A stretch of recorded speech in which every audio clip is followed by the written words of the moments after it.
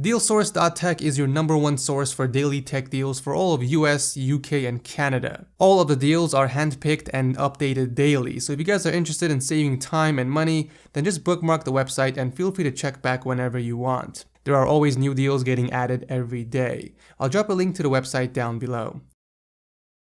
What's up guys, it's Ed from TechSource, and today we're going to be looking at the ROG STRIX GTX 1080 Overclock Edition, starting at $679, so about $20 less than the Founders Edition. The card features a custom PCB, an 8+2 power phase, and a dope looking backplate with Aura RGB lighting, which can be controlled with the Aura software, but more on that later. The STRIX 1080 is using ASUS's patented wing blade design that provides more air pressure, resulting in cooler temps. However, upon testing the card, I actually found that the temps were on the warmer side. Now do keep in mind that I'm using an open air test bed. The card would hover around 46 degrees during idle and shoot up to 76 degrees during full load. Additionally, the card comes with two 4-pin GPU controlled headers that can be connected to system fans for targeted cooling. The fans would also stop spinning once the card has cooled off, and here's a quick sound comparison between idle and full load.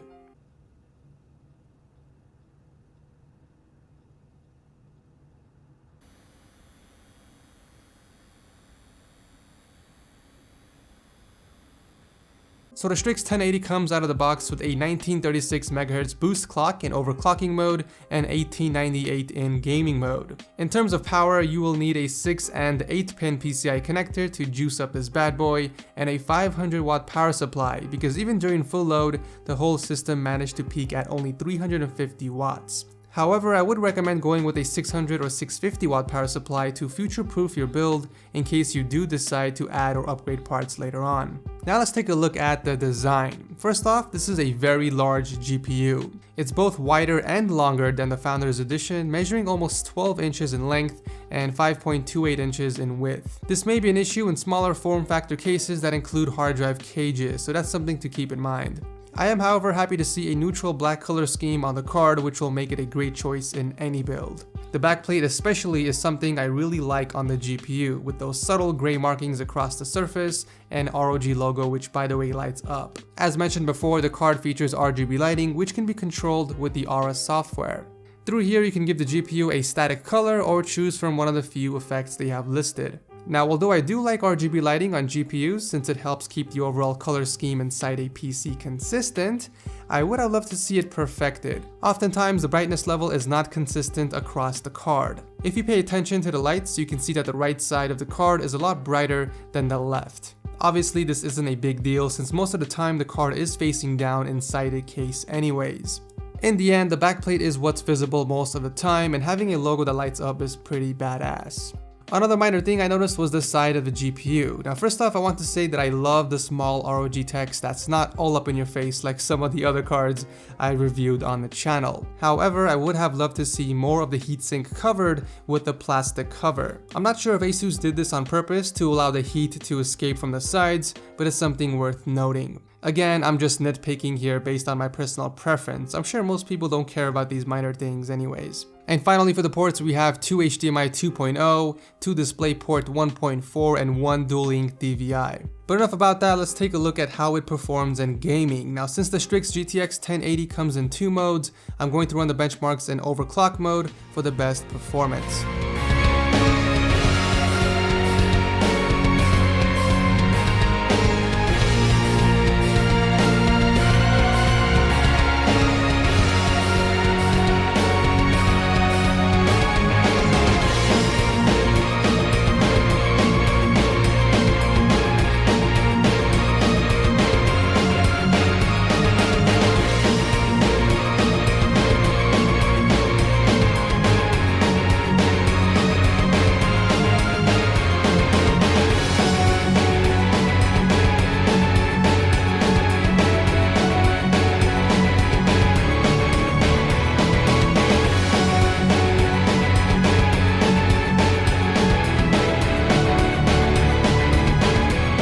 Alright, so pretty interesting numbers. The STRIX 1080 did produce better results compared to the 1080 Founders Edition across most of the titles, but fell slightly behind the 1080 for the win.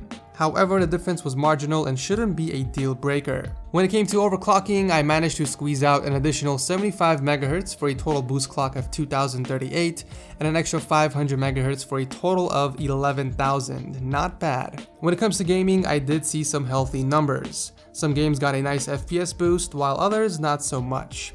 To be honest, the difference was so marginal between the manual overclock and the actual overclock mode in the software that it's better to just go off by the overclock mode within the software, instead of wasting time messing with the settings, unless of course you are water cooling. So in conclusion, for $20 less than the Founders Edition, you get a better performing card and some pretty cool features like RGB lighting and a dope looking backplate. ASUS is also giving a 1-year free XSplit premium license valued at $100 with a purchase of the Strix GTX 1080 GPU.